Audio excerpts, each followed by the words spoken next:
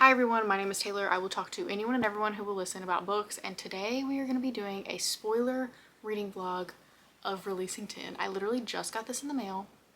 I cannot believe that this is in my hands. I'm loving the blue edges, the sprayed edges. These are not sprayed edges. This is a spine. What am I talking about? Now, this book is very dark. If you look up the content warnings for this book and you're not comfortable with any of them, I would probably not recommend watching this, just because I'm probably going to mention them a little bit. I'm not going to go into too much detail, but the last thing I want to do is make anyone uncomfortable. But Boys of Tommen is one of my favorite series of all time. I literally have my Boys of Tommen sweatshirt on today. I wore it to work, and then I have, and it says Kavanaugh on the back, because that's my man. But I have already read about 270-ish pages. I did record updates, so the next few clips will be those updates there, but I'm just recording this now because I'm just now getting the physical book in the mail, and I am so excited. I've just been reading it on my phone, so stay tuned for those updates. And then after those, you will be in present time. You will be caught up, but just know it has been emotional turmoil after turmoil after turmoil.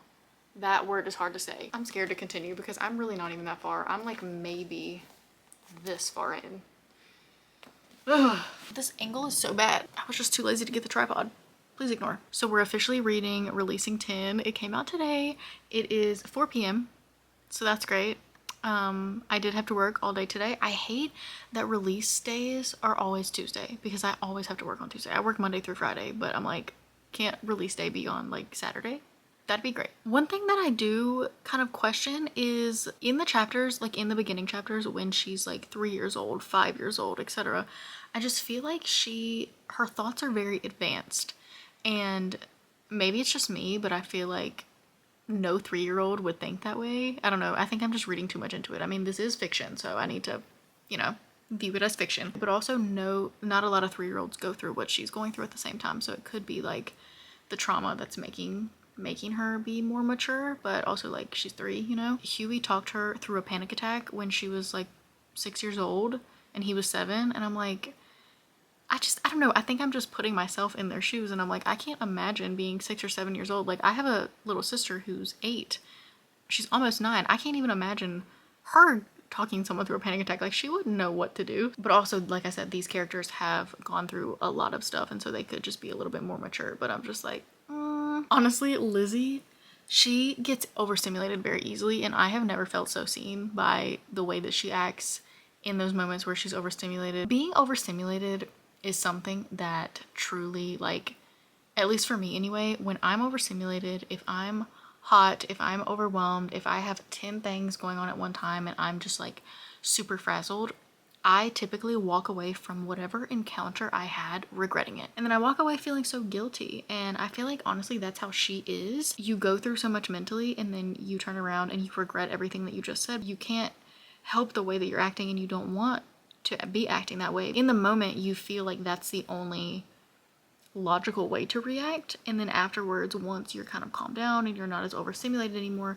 and you get more of like an outside perspective, and you're like, wow, I really should not have reacted that way, and then you kind of feel embarrassed in a way. But I do feel like we're reading a lot of unnecessary information. Like, I'm 250 something pages in, and I feel like I'm reading so much of them as children. Now, I honestly kind of was expecting it because I figured it was going to be like a saving and redeeming 6 situation. Whereas in this, I feel like it's taking a long time. Now, I know that a lot of, like, Lizzie's story heavily relies on the trauma that happened to her as a kid and as a teenager. While it's important for us to get all of these chapters of her being young, I feel like some of them are a little bit unnecessary. Like, some of them not much is happening, and I feel like that could probably have been condensed down or not even mentioned. There are some chapters that are traumatic, like horrible, which obviously are pivotal to the plot. There's other chapters where it's Huey and Lizzie's relationship forming, also pivotal to the plot. And then there's other chapters where it's just like they're hanging out, like playing a game or something like that. And although I do feel like with this plot we need that little bit of a relief here and there, I feel like there are a lot of chapters that could be condensed down. Like, I'm 250 pages in, and I feel like obviously things have happened. Like, I've learned a lot of the horrible shit that she's gone through. I've learned a lot of that. And then, like, we've slowly gotten to see Lizzie and Huey's relationship kind of blossom within their crush on one another. And we're also getting to see Lizzie and Gypsy's friendship, which I'm really loving, because obviously that's a very different dynamic than what we're used to seeing in the other books, because they hate each other in the other books. I do just kind of feel like some of those chapters could have probably been condensed down a little bit. Just the ones of her and Huey just kind of hanging out doing nothing. But then again, it is a very heavy book, so it's like I kind of get what she was doing with that, where she wanted to just have like some normal chapters here and there. But now, as for my people with spoilers, welcome. If Mark Allen has no haters, I'm dead. I genuinely never expected to hate a character more than I hated Teddy Lynch. Like, Teddy Lynch can literally die. I mean, he did. But he could die over and over and over again. Like, I genuinely hate that man so much. But never did I think that I would hate a man more than him. And Mark Allen is at the top of that fucking list. Because like, the fact that Lizzie, the first 100 pages of this book actually disgusted me. Like, the fact that Lizzie was 5 years old. And he started, for one, the fact that she was 3 years old. And Kiva, her sister, was, is that how you say it, Kiva? Was literally treating her like trash. Like, she is 3 years old. I can never imagine treating my younger sister that way. She's honestly just such a bitch. Like, I knew, like, we all knew that she was a bitch going into this, but seeing it firsthand, she is such a bitch. To see her be treated by her own family this way, and then to also see Mark do the shit that he did to her at 5 years old, like, how sick in the head can you be? And obviously we knew that he was sick because of everything that happened with Gypsy. And obviously, I mean, he did treat Kiva poorly as well. Like, she didn't deserve what she got either. So he's just a bad person all around. It actually disgusts me. Like, it brings tears to my eyes just thinking about it, because that's a very, unfortunately, very normal thing. Like, the fact that people are out there that are like that actually baffles me. Like, this is a 5-year-old. Like, how sick in the head can you fucking be? Chloe Walsh is literally like, what traumatic things can I possibly pull from a hat to give to Lizzie? It's like every single traumatic thing ever she's giving to Lizzie, and I'm just like, can we give this girl a break? I know obviously a lot of people hate Lizzie, and I'm kind of in the middle. Like, I understand why she is the way that she is, and I understand that the way that she is acting is not like fully on her, you know, like, she's got a lot of shit going on. But I also think it's important to hold people accountable, because, you know, you can have a lot of trauma and still not treat people the way that she does sometimes. Not to say that, you know, her reactions aren't valid, but sometimes it's like, we've got to have a little bit of accountability, you know? And I definitely think that these books are going to lead towards that, and also lead towards everyone understanding her in another light, you know? Like, people are finally going to realize this is why she is the way that she is. And I think everyone just kind of needs to have a conversation of, we've all kind of been in the wrong. Like, Lizzie's been in the wrong, everyone else has been in the wrong. Like, we all just need to truly understand what's going on here, and like how we're gonna move forward from it, you know? She's experiencing obviously self-harm and abuse and some mental disorders, and like, she has a pretty shitty family, and like, no one understands her. And then who is this woman that she's seeing? Who is this scary woman? Like, fuck Mark Allen, first of all, but who is this scary woman?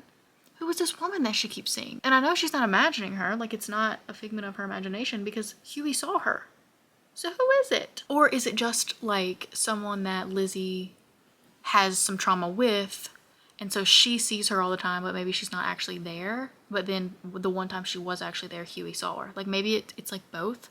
Like, she's a physical, like a very real person, but Lizzie just sees her a lot in her mind, maybe because she's traumatized, but she's also real at the same time. Does that make sense? I don't know, but I'm like, who is this bitch? Literally, who is this? And I feel like it's gonna be someone that we know. I've reread Boys of Tommen 3 times, so you would think that I would remember. So I'm like, I feel like this woman was not mentioned. I don't know. Also, Feely's dad, has it been mentioned before that Feely's dad could potentially be abusive?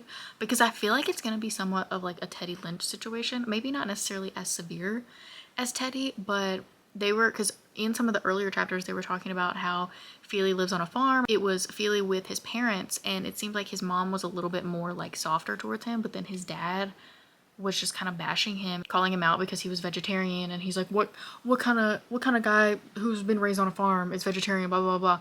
First of all, I feel like if I was raised on a farm, that would probably be cause for me to be vegetarian, because what? I don't know, the vibe that I got from his dad seemed abusive. Like, it seemed like it was gonna be that type of situation. But Huey is taking such good care of everyone. He's being such a good friend, and like he defends everyone. And I'm not gonna lie, I was a Huey hater going into this. That's a lie. I wasn't a Huey hater. I just was like, you cheated on Katie. Like, at the end of the day, you cheated on Katie.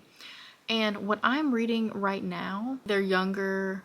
None of the stuff that has happened in Binding 13 and on have happened yet. You know, like I have not gotten to present day yet. So I'm seeing them as like children basically, and I'm loving them. But I just have a feeling that once they get to, you know, 15, 16 years old, that's when I'm going to start being like, all right, here we go. Love seeing Huey be a protective older brother. Love seeing Joey be a protective older brother. Just seeing them, and Joey has been in a couple of scenes, and oh my god, and she said something. What did she say? It's talking about the girl that was bullying Shannon. And it says, "I'm not afraid of you," she replied, but she backed up several steps. "You're a scumbag." "Yeah," Joey agreed with a dangerous chuckle, closing the space she put between them. "But I'm a scumbag that'll tear your fucking world apart if you touch my sister again. Tell your brother to come find me." Also, the second Johnny comes into play, best believe I will be fangirling. I'm so sorry. I'm on page 254, and I just laughed for the first time in this book. Up until this point, it's been nothing but emotional destruction, and it still very much is emotional destruction, but what Lizzie just said cracked me up. Now, I can guarantee I'm about to go right back to being so sad, but this is back when they're younger. I don't even know how old they are. I honestly have been losing track of how old they are because it's going based off of the year, so I keep having to do the math at the beginning of each chapter because I'm like, wait, how old is she? But this is when they're like preteens, I think. But someone's being mean to Gipsy and they called him Fatty, and Lizzie's defending him, and she said, "You have the nerve to call Gibbs Fatty? At least when he bleeds, actual blood comes out. If we poked a hole in your fat ass, tomato sauce would come out." Honestly, was not expecting that out of Lizzie. Homegirl is going through it, and it's making me so sad. Her dad can actually fuck right off, because the fact that he just keeps saying, "Oh my gosh, how can we keep living like this?" Like, talking about her and her mental health conditions and having bipolar disorder and everything. Like, that is your kid. Tell me you're not fit to be a parent without telling me you're not fit to be a parent. Like, I'm sure that it can be difficult. I'm not a parent myself, but I'm sure that it can be very difficult living with someone who has something like bipolar disorder. I'm in grad school for clinical mental health counseling, so like I obviously am aware of, I'm a counselor, I counsel every day, like I'm aware of how difficult it can be to work with people with mental health conditions. However, like, that's your kid, and the fact that he has had this attitude towards her since she was literally 3 years old is crazy. I actually can't. I hate to say it, but I fear I am starting to love Huey. Like I said before, I never hated him. I never hated him. But I do have to take into consideration that Katie has not come into the picture yet. And I feel like a lot of the reason why a lot of people have kind of mixed feelings about Katie or about Huey is because of what has happened with Katie. So I do have to wait to form my opinion until that happens. But he just said, "I'm here, Liz. It's okay. I hear you. You can sleep. I'll stay right here and keep the monsters away. I won't let anything hurt you because you're my best friend in the whole wide world, and I'm always going to love you, Lizzie Young, no matter what."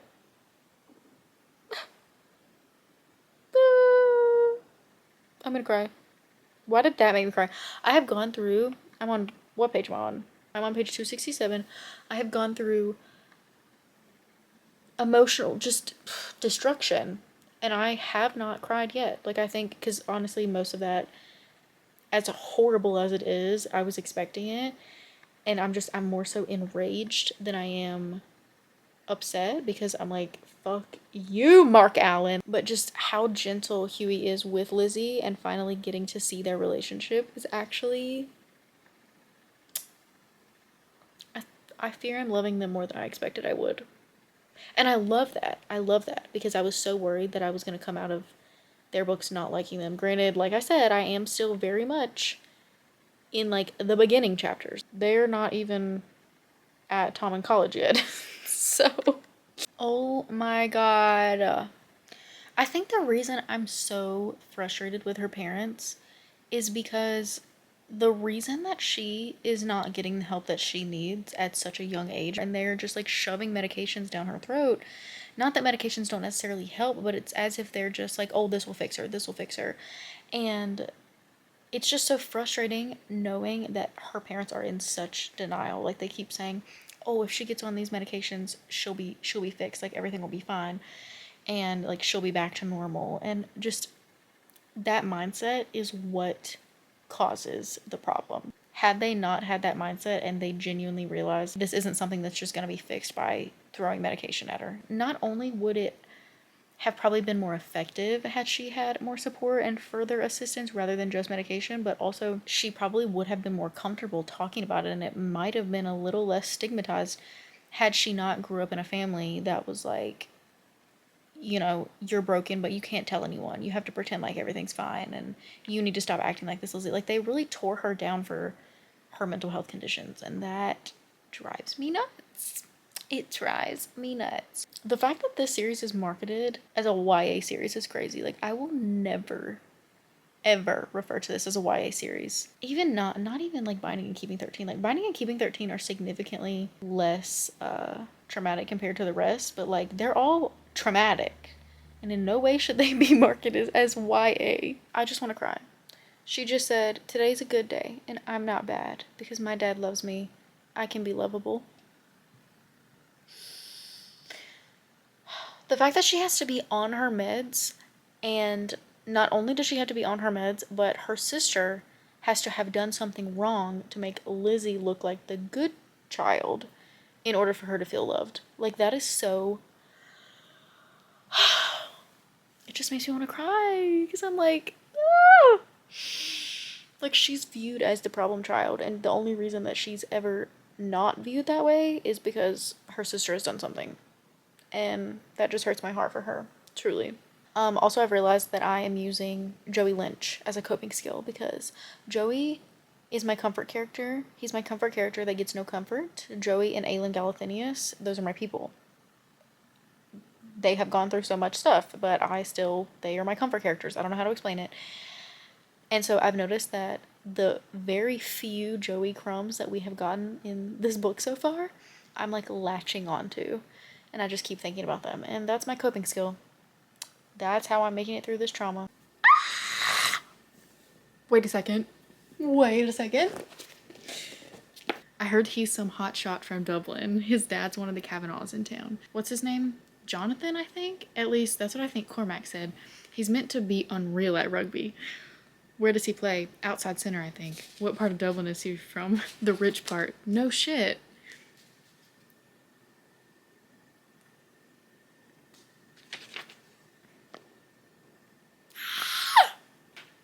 Also, they just kissed. Huey and Lizzie just kissed.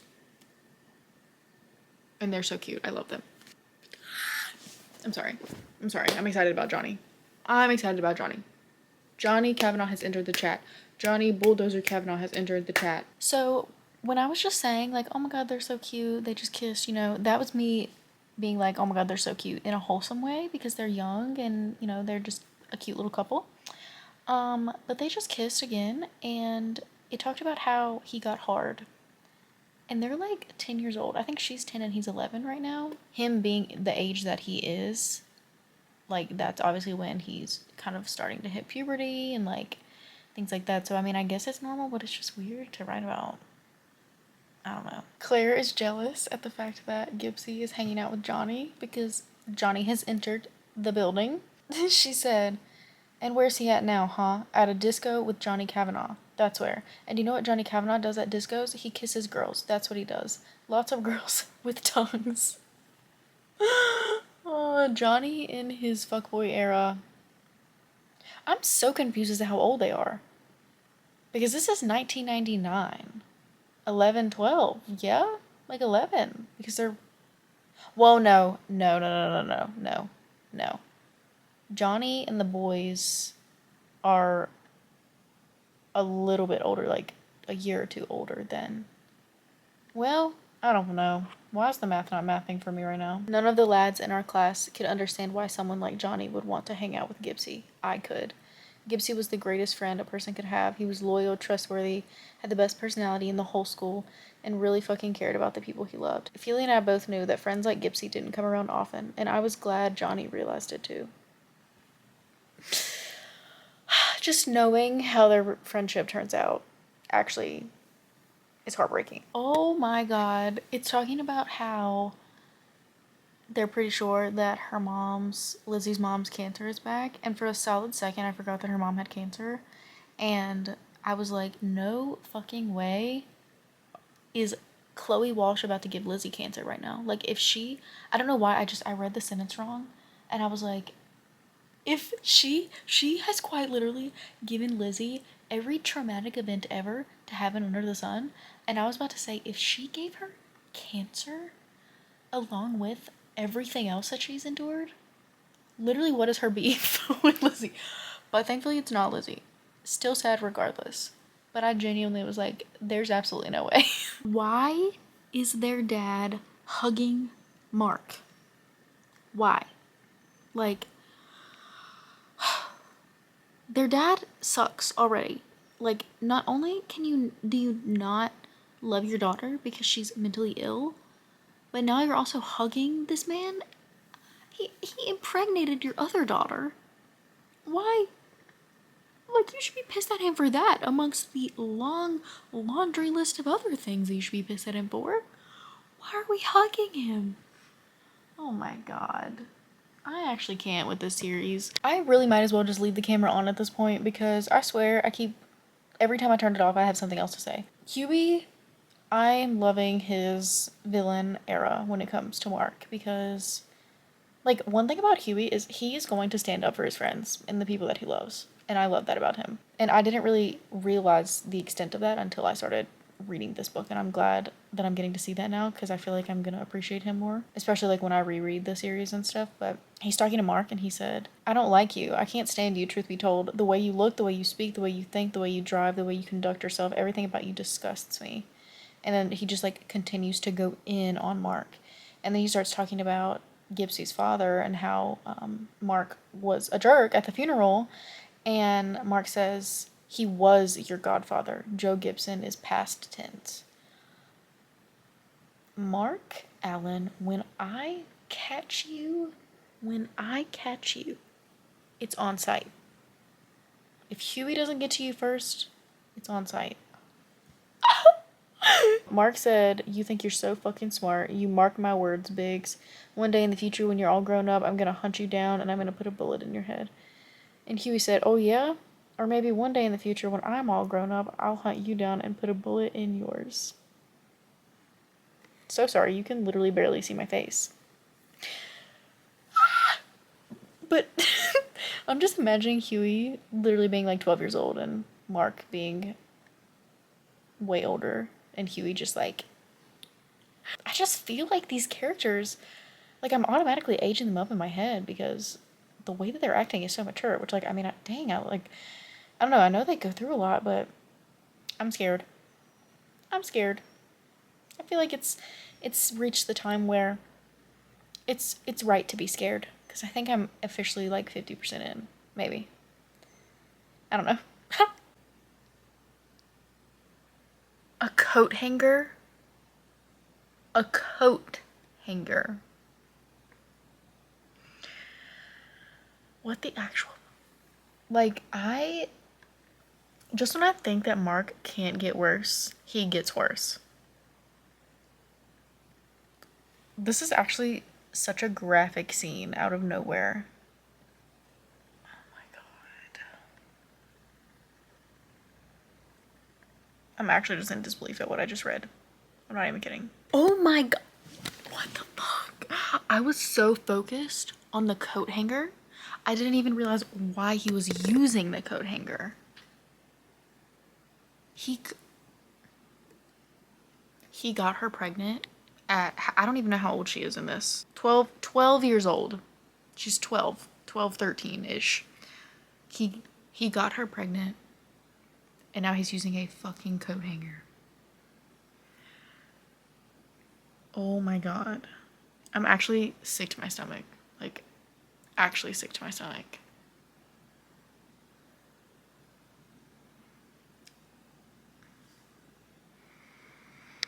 Okay, so Kiva just died, and now we're officially getting to like the stuff, you know? But I am like, I typically am able to read things and not be so affected by it to the point where I have to put it down. This has obviously been very difficult to read, and it's a very dark and traumatic story, but the specific chapter that I just read where it talked about how he got her pregnant and then used the coat hanger, and then immediately after when Kiva found out, that's like right when her death happened. Like I can feel it right here. I literally feel like I'm gonna be sick. Like I think I'm gonna read a couple more chapters and then I'm gonna shower and take a break from it for a couple of hours, maybe for the rest of the night, because I just genuinely, like, I want to keep going because I want to continue to see what happens, but I like physically don't know if I can because of everything that I'm currently reading.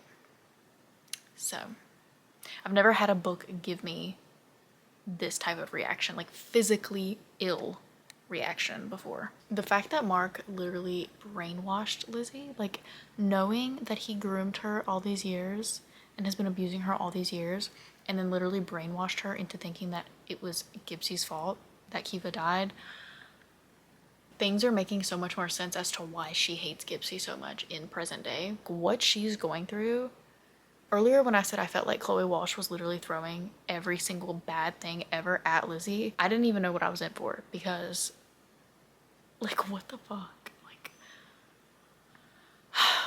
I'm gonna stop here for right now and just shower and take a break from it, but I'm gonna use my Shannon Like the River friend contract bookmark. But I am officially a little over halfway. This has been so much. So much. It's the next day and we are continuing, and Huey's mom is pissing me off so bad. The fact that everyone is sitting here believing the cops as if the cops know everything, but they're not believing what Lizzie said about Mark because she's just a kid and because she has mental problems, makes me want to scream, actually. But also Huey living with Lizzie for the summer and Lizzie's dad not caring that she's literally screaming in the middle of the night, having all these nightmares. Like, what? Everyone in this book, I'm either severely pissed off or severely disgusted. Like, there's quite literally no in between. I can only imagine the responsibility that Huey feels, because he literally just said that he's scared to even turn away for a second because he feels like Lizzie is gonna start self-harming again. And like, not that it's Lizzie's fault whatsoever what she's going through, but like, I truly can only imagine what Huey's going through, because that's a big weight to have on your shoulders, and Lizzie didn't put that weight on him. He is just feeling it because he loves her. It's not her fault whatsoever. He's a very strong character, because that's something that weighs you down for sure. When it's in like the beginning stages of Johnny first coming to town, Gibsie is so obsessed with him.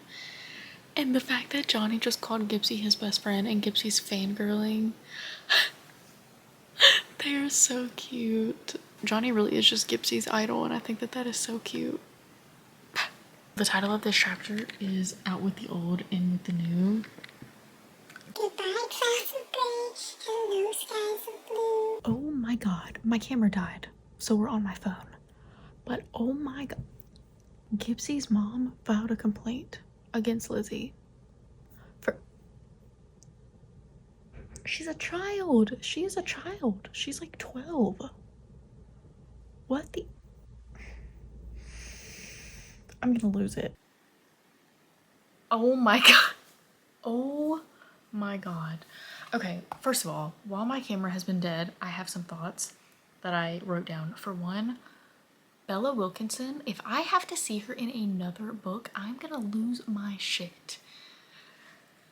Like, just when we thought that we were done with her, here she comes around again, like every single book. And I mean, I know she's like pivotal to what happened at Tommen, but I'm just like, oh my god, get this girl out of here. If I ever have to see Bella Wilkinson again, I'm gonna lose my mind. Lizzie's dad saying that he's washed his hands of his mentally ill daughter is crazy, because once again, her parents are shitty, specifically her father. And also, I'm just so heartbroken for Huey right now because many reasons, but for one, I can only imagine how he's feeling, because the way that Lizzie is, it's not her fault. Obviously, she's got a lot going on, and I'm just thinking about Huey in this situation and how strong he is, and like staying with her and taking care of her, and I'm just thinking of his mentality within that. He's tried time after time after time to help her, and right now where I'm at, she isn't taking her medication and she's trying to use sex as like a coping mechanism, because, and it's so sad that she's using that as a coping mechanism because that's all she knows. Like, from the time that she was 5 years old, Mark groomed her into thinking that having sex was gonna solve everything and it was gonna fix her. And so now it's her automatic trauma response. Whenever she feels like she needs fixing, that's kind of what she goes to.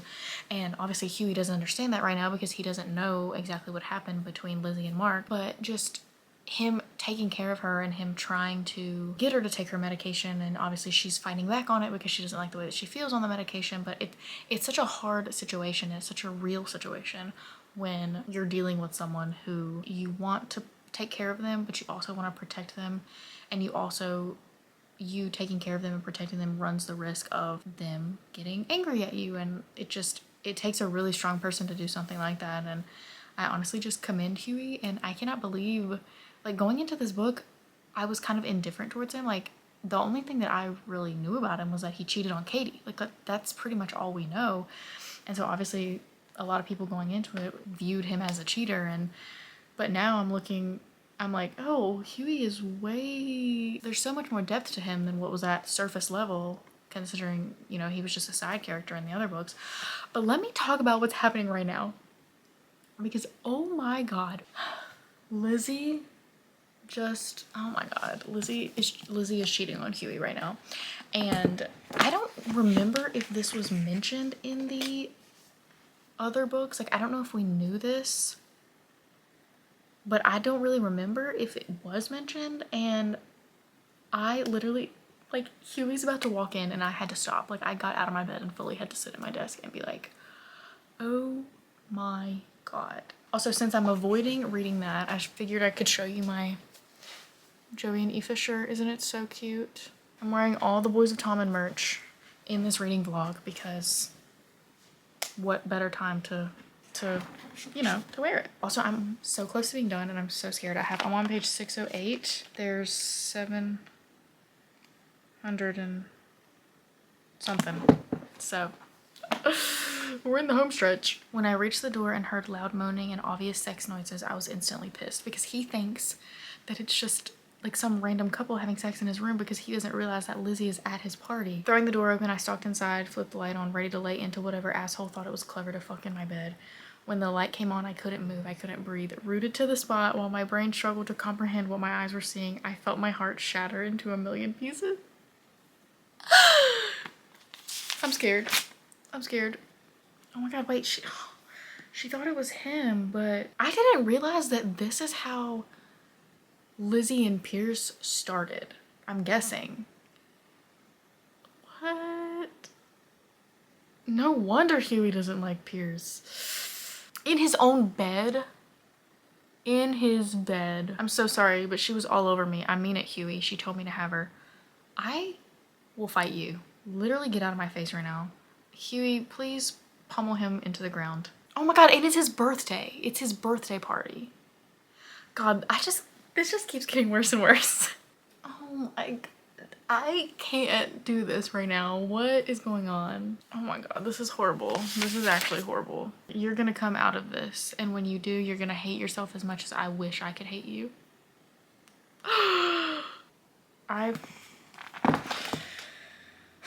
I need to sit and reflect on what I just read. You know what? Another thing. I was just scrolling on TikTok because I was like, I need a break from this. Just thinking about it, Pierce is so messed up for that. Like, no, he didn't know that she was manic, that she was very obviously impaired in some way.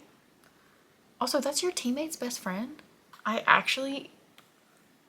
want to keep going, but I'm also like, no, I need to put this down and just step away from it. Oh my god.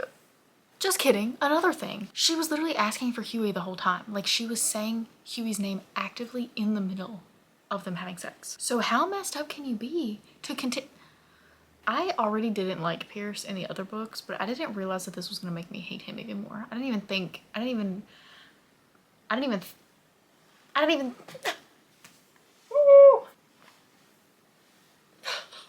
She's continuing to sleep with Pierce. She's continuing to sleep with Pierce while actively trying to seduce Huey. I need someone to sedate me because literally what is going on? It's so hard because it's so frustrating, but it's also when someone is actively in a state of mania like this and they're dealing with their own mind and they're kind of in denial about it because she genuinely thinks that this is the only solution for her. It's so hard to not be mad at her, but it's also like, you also know that you shouldn't be mad at her because of everything that she has going on, and it's the most conflicting feeling ever. It's just so heartbreaking because I don't know what to do. Send help. Johnny is literally perfect. Johnny is so perfect. He doesn't like drama.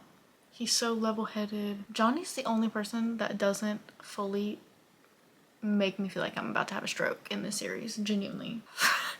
Reading about Johnny's like coming out for a breath of fresh air. Like, I genuinely can't. Also, Katie has entered the chat. Katie has entered the chat. I'm interested to see how her and Huey get together. I feel like I'm planning on rereading all of these once I finish this.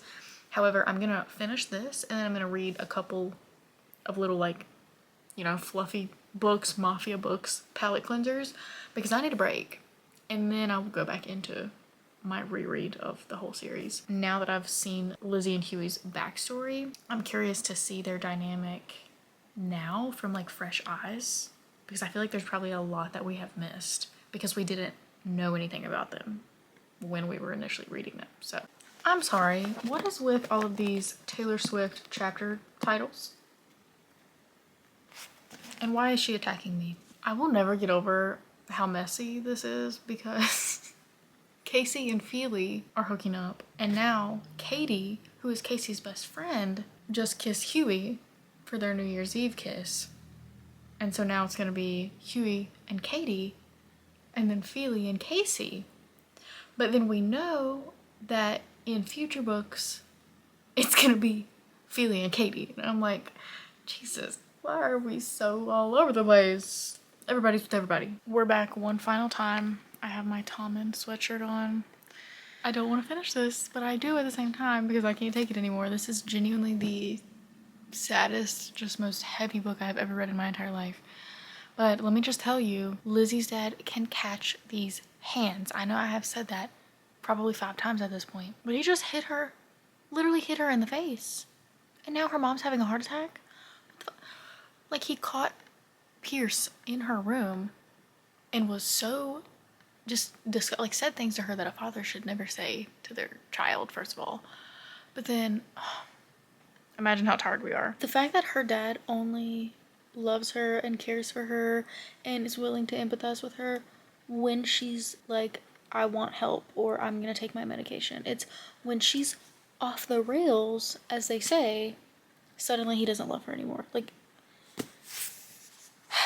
this is enraging me. This entire book, I have felt nothing but just anger, disgust, and just true sadness. Like, literal devastation is what I have felt. I haven't cried, but I feel like a storm cloud has just been over me this entire time. This has been such a heavy book. Also, this is not the time, but this chapter is called Little White Lies.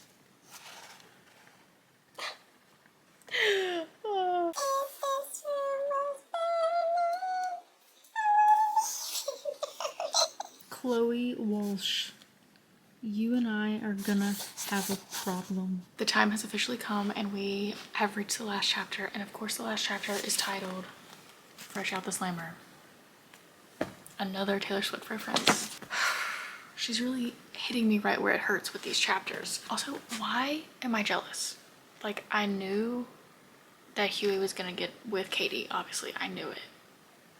But I hate anything that has to do with like other women, and I'm jealous. I am jealous on Lizzie's behalf, but honestly, Huey deserves some happiness for a little bit, so. And I knew it was coming, so I don't know what I'm even talking about. Operation Binding 13. Yup. I'm so scared. I am so scared. I thought that was the last chapter. That was not the last chapter. The last chapter is called Goodbye, My Lover. I'm sorry, what?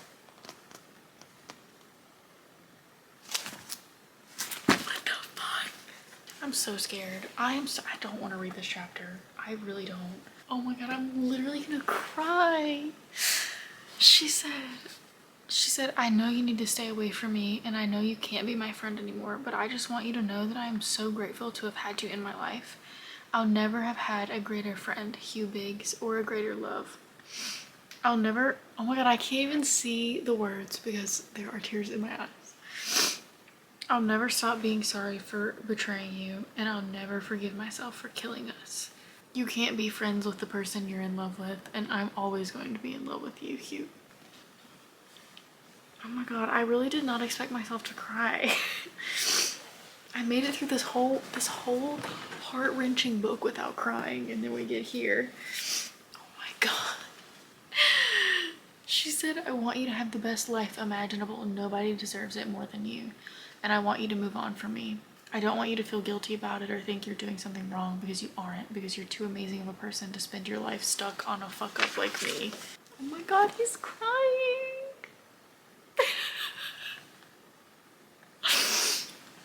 She said, Claire told me you started seeing someone. I want you to know that it's okay. And he just started sobbing. She said, it's okay. I want you to be happy. Is she good to you? Yeah, she's really good to me.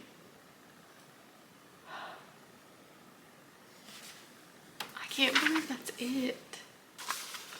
I'm like looking in the back to make sure there's no more. There's a literal tear rolling down my face right now. Oh my god.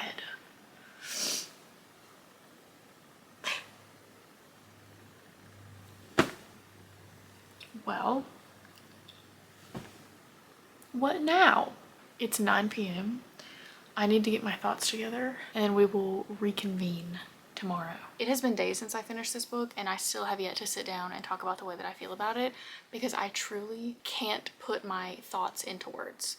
But I feel like it's been enough time. If I haven't figured it out by now, then I don't know what the deal is. I genuinely don't think that I can rate this book. It was dark the entire time going through it, but it got to a point where I truly felt like I just had a storm cloud over me the entire time. I felt like I was in like the depths of despair. I don't think that the topics of this book are even able to have a rating because of how graphic it is and because of how real and raw it is, and it's so disturbing, and you're gonna be distraught the entire time, and you are just gonna be baffled at what you're reading and disgusted, and you're gonna feel all the things. You're gonna be sad, you're gonna be upset. No book has ever made me feel the way that this does. The only way that I have been able to get this feeling, like, I feel like I'm just kind of trapped inside of myself, and the only way that I can get this feeling out is by listening to The Bridge of Silver Springs by Fleetwood Mac. That's literally like, that's the feeling that this entire book gave me. And I haven't picked up a book since. I don't know how I'm gonna pick up a book, because I just truly feel like this put me into such a bad slump. I've seen a lot of people online talk about, oh, I don't know how this book was published, she doesn't need to write things like this, like, you know, it shouldn't be allowed, whatever. I don't agree with that at all, because I think that what happens in this book is a very real and raw thing, and it's an uncomfortable topic, and we can't shy away from uncomfortable topics. Not everyone is going to be able to read what happens in this book, and that's totally fine. If you can't read it, you need to protect your mental health, you need to protect yourself and your well-being. Do not read it.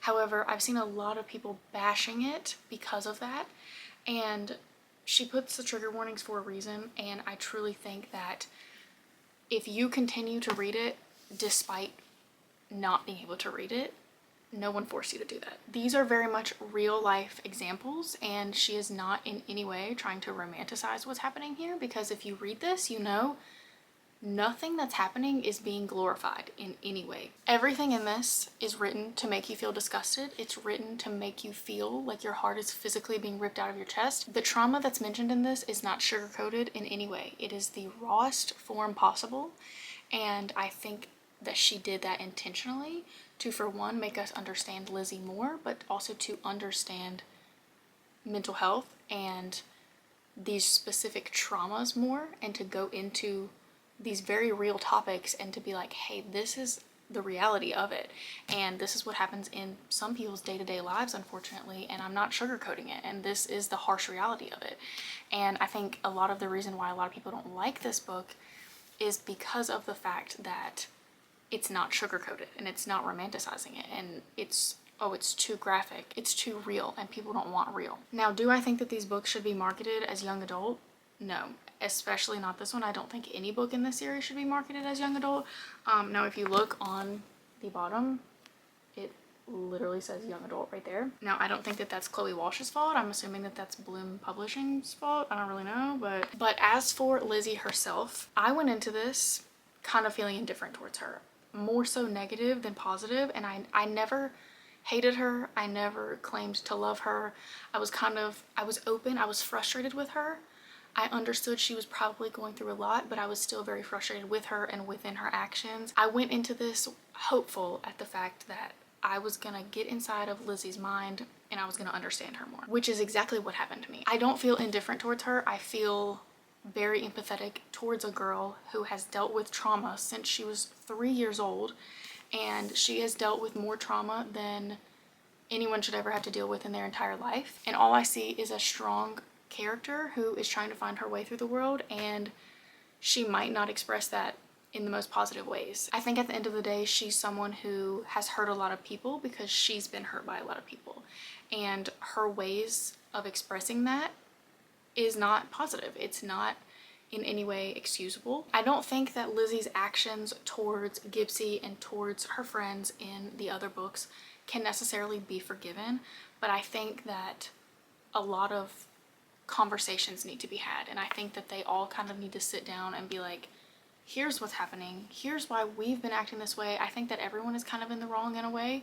I think that Lizzie deserves a break, and I think that she's allowed to lash out every now and then, but to the extent of it, there comes a point where you don't need to take it out on your friends. I don't think that Lizzie's actions in the other books can necessarily be excused, but maybe more so worked through in a way. I think that a lot of conversations, especially between Lizzie and Gypsy, need to be had. I think that this Lizzie versus Gypsy narrative is exhausting. I wish that everyone could just come to terms with the fact that their stories are intertwined. They are both traumatized in very similar ways, and they're both incredibly hurt in their own ways. But in my opinion, Lizzie Young, everyone failed her. Her parents failed her, her doctors failed her, the justice system failed her, everyone around her failed her, and I think that she is just a wounded animal lashing out, essentially. And honestly, she has the right to do that. She has the right to lash out. Is she lashing out in the correct ways? Probably not. But really, when it comes to trauma, is there any correct way to lash out, you know?